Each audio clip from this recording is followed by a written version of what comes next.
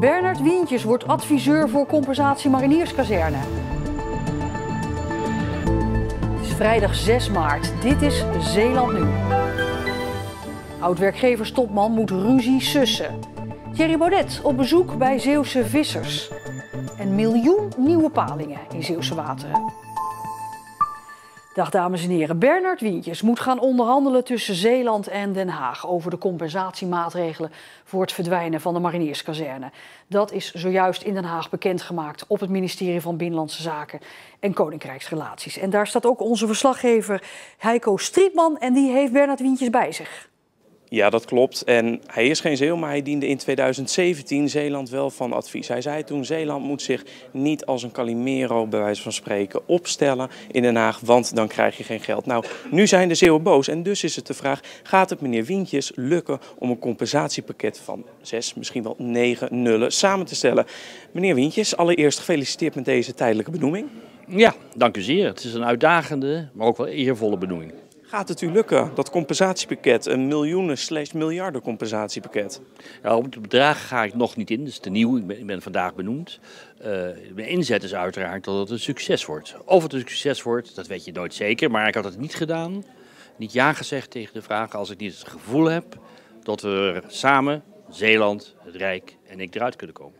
En zegt u dan van, ik wil het tot een succes maken, betekent dat dan zoveel mogelijk eruit halen qua financiën? Nee, dat is voor mij niet het eerste. Het eerste voor mij is dat de schade die ontstaat door het eventueel niet doorgaan van de kazerne in Vlissingen, de economische schade, de reputatieschade, dat we daar iets voor vinden, alternatieven vinden, investeringen, maatregelen, projecten die schade compenseren. U heeft vaker gedeeld met Den Haag, stond ook aan de wieg van het Sociaal Akkoord in 2013, waarin de banenafspraak werd gemaakt, extra banen voor mensen met een arbeidsbeperking. Bent u in staat om de Zeeuwse belangen voldoende te dienen, denkt u? Ja, ik denk het wel, anders had ik het niet gedaan. Ik vind in het algemeen gesproken het buitengewoon belangrijk dat de regio wat sterker wordt. De Randstad is wel erg overwegend. Ik heb mijn carrière ook in de regio gedaan, Noord-Nederland. Dus ik denk dat ik het kan doen. En nogmaals, anders hadden de Zeeuwen mij niet gevraagd, samen met het kabinet. En wat vindt u van het hele gebeuren tot nu? Ja, ik heb heel veel begrip voor de boosheid van de Zeeuwen. Dus de emoties daar begrijp ik. Het staat los van mijn opdracht, zoals u weet, want dat wilde ik ook graag. Ik wil alleen praten over de compensatie en de investeringen voor de toekomst van Zeeland. Er is nog een gevecht aan de gang met Defensie, maar daar hou ik mij uiteraard buiten. Maar ik kan me de boosheid van de Zeeuwen heel goed begrijpen. En daar gaat u in de komende weken mee aan de slag? Ik ga er vanaf maandag mee aan de slag. Meneer Wientjes, hartelijk dank voor uw toelichting. Ja, de komende weken dus aan de slag. Er zal een schema worden opgesteld. Er zal telefonisch overleg zijn. Ze zullen ongetwijfeld ook bij elkaar komen. En meneer Wientjes komt ongetwijfeld naar Zeeland, hè? Hij knikt, dus Wientjes komt naar Zeeland. Tot zover politiek verslaggever Heiko Strietman in Den Haag in gesprek met Bernard Wientjes. Dus de adviseur die gaat bemiddelen tussen Zeeland en tussen Den Haag over de compensatie, over het verdwijnen, of liever gezegd het niet komen van de marinierskazerne. Ja, over die compensatie ging het gisteravond ook in het Arsenaaltheater in Vlissingen, waar minister-president Mark Rutte in gesprek ging met 550 boze Zeeuwen. Al meteen bij aankomst kreeg Rutte een lied te horen van demonstranten die wel raad weten met de compensatie voor de kazerne. Zeeland of wij! Zeeland of wij! Het is duidelijk wat u wil. Ja, Maar denkt u dat u het ook voor elkaar gaat krijgen? wij gaan het regelen. En toen kon de avond echt beginnen. Zeeuwen konden op deze VVD-bijeenkomst vragen stellen aan Mark Rutte en dat ging er dikwijls stevig aan toe.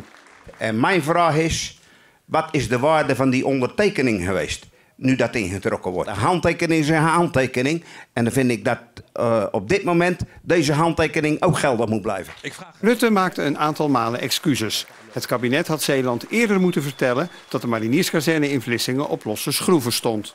En de excuses die Barbara Visser gemaakt heeft 2 weken geleden in de Tweede Kamer zijn ook mijn excuses. Ik herhaal ze hier vanavond. Daarvoor zijn excuses op zijn plaats. Meer dan. We hadden dat met jullie op tijd moeten bespreken. Wel excuses, maar geen toezeggingen. Niet over compensatiemaatregelen, zoals een tolvrije Westerschelde-tunnel of beter openbaar vervoer. En ook niet over het compensatiebedrag waar Zeeland recht op zou hebben. Ik heb eerder aangegeven, daar heb je 2 miljard voor nodig. Doen we het? Ik ken uw berekening. Ja. Maar ik ga er vanavond, vind ik echt ook... dat is ook een zaak die de komende tijd ook door de speciaal adviseur precies in kaart moet worden gebracht. Ik ken uw berekening en die ligt op ons bureau. Speciaal adviseur Bernard Wientjes moet de komende maanden dus echt zaken gaan doen met Zeeland. Mark Rutte was vooral gekomen om te luisteren en om uit te leggen. Eén Zeeuwse burger vatte bondig samen wat misschien wel veel aanwezigen dachten. Nou ja, ik heb weinig vertrouwen in u. Dat is helder. Oké, we gaan kijken of we dat kunnen repareren en dat nemen we mee. Dank voor de eerlijkheid. Ja.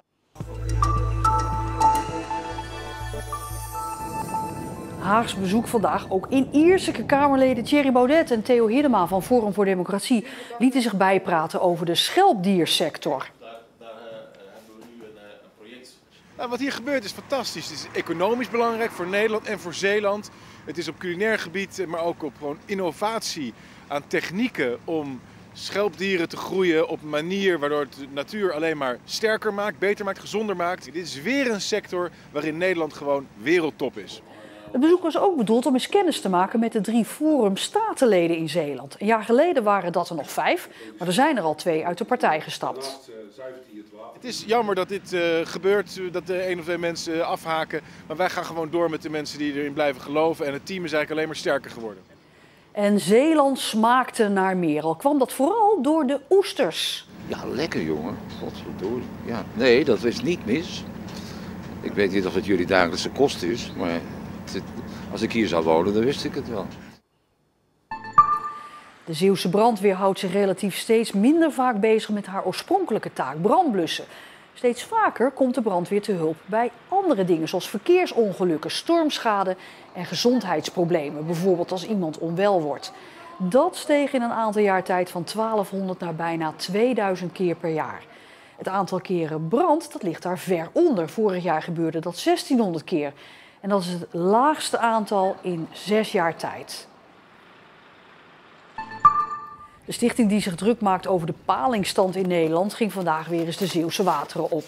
Deze witte dozen zitten namelijk vol met glasaaltjes, palingen van een jaar oud. Het zijn er ruim 1 miljoen en die worden hier uitgezet op het Veerse Meer. Die blijven hier in het Veerse Meer voor een aantal jaren en dan gaan ze daarna weer terug naar de Sargassozee om weer dit soort mooie glasaaltjes te produceren. Ongeveer eens in de 2 jaar worden glasaaltjes uit Frankrijk uitgezet in het Veerse Meer of het Gevelingenmeer. Daar zitten nu te weinig palingen. Er komt heel weinig glasaal op natuurlijke wijze binnen, omdat de meren en wateren die zijn allemaal afgesloten. Het is nodig dat we in meren als dit een beetje een handje helpen, zodat we wat meer paling krijgen. En het mooiste zou natuurlijk zijn als we zelf op natuurlijke wijze weer naar binnen zouden kunnen komen. In Terneuzen is vanmiddag een nieuwe steiger in gebruik genomen. Deze wordt niet alleen gebruikt door sleepvaartbedrijf Multraship, maar is voor iedereen toegankelijk. De gemeente Terneuzen hoopt dat de steiger een toeristische attractie wordt. We hebben inderdaad in Terneuzen altijd geijverd om de kracht van het water ook te verbinden met de binnenstad. Deze steiger is daar het voorbeeld van. Je loopt rechtstreeks van het land eigenlijk het water in met droge voeten. Maar je voelt in ieder geval wel de binding met het water. En dat is de kracht van Terneuzen. En dat is het mooie van deze steiger. En daarom ben ik heel erg blij dat hij er nu is. En dat we deze zomer de mensen deze attractie weer kunnen aanbieden.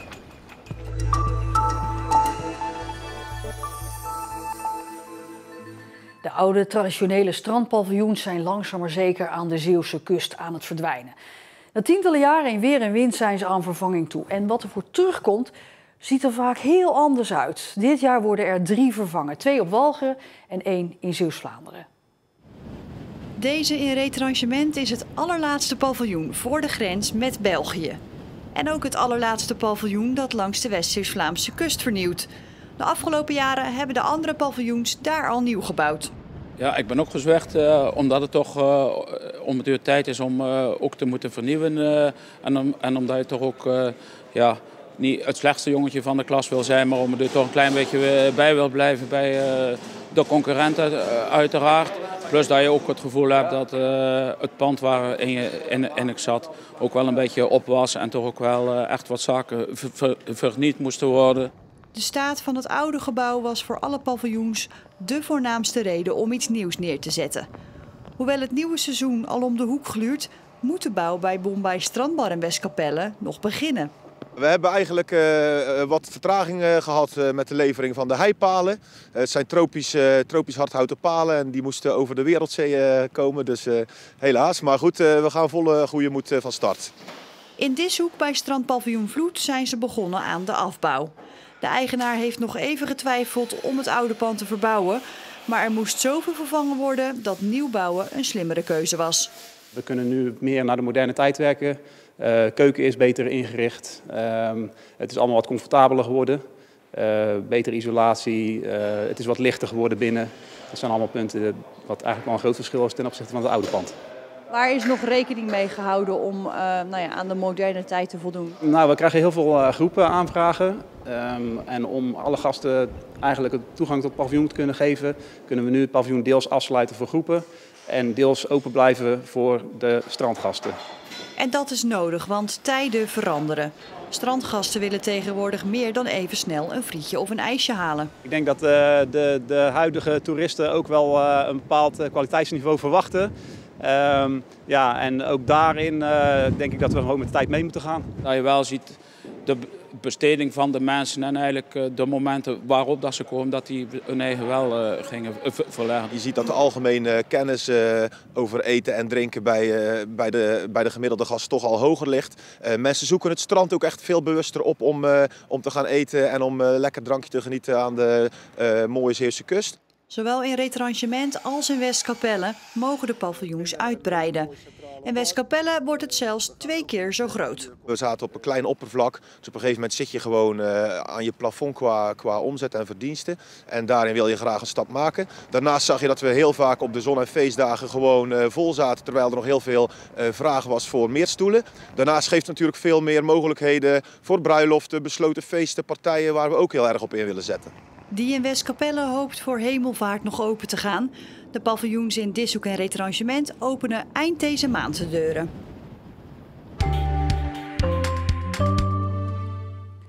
Vandaag was een afwisseling tussen zon en enkele buien. Het was vrij koud, 7 à 8 graden met ook nog een pittige wind erbij. Morgen wordt een droge dag met zonnige periode, ietsje warmer, 9 graden, al blijft het krachtig waaien. En zondag, ja helaas, dan beginnen toch weer een aantal natte dagen.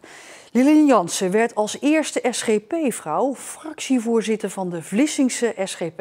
En aanstaande zondag, het is dan Internationale Vrouwendag, zenden we de eerste vrouw uit. Een portret van Lilian Jansen. Hier schrijft nog iemand: jammer dat Vlissingen mogelijk een vrouw als lijsttrekker gaat benoemen. Laat uw kandidaatstelling varen en laat de mannen, zoals de Heer het bedoeld heeft en nog steeds bedoelt, hun verantwoordelijkheid nemen. En als deze dat niet doen, hoeft u daar zeker niet op te reageren. Deze mevrouw kan beter de krantbezorger en schoonmaakster zijn dan SGP-raadslid. Dan doet ze nuttig werk en berokkent geen schade aan de christelijke politiek. Nou ja, dan zegt hij ook nog met vriendelijke groet, dus dat is mooi. Ach ja, wat moet ik daarvan zeggen? Daar hang ik niet eens op in. Ja, dat is zondag op Vrouwendag. Morgen weer in Zeeland, nu en dan ook met het weekoverzicht erbij. Ik wens u alvast een fijn weekend.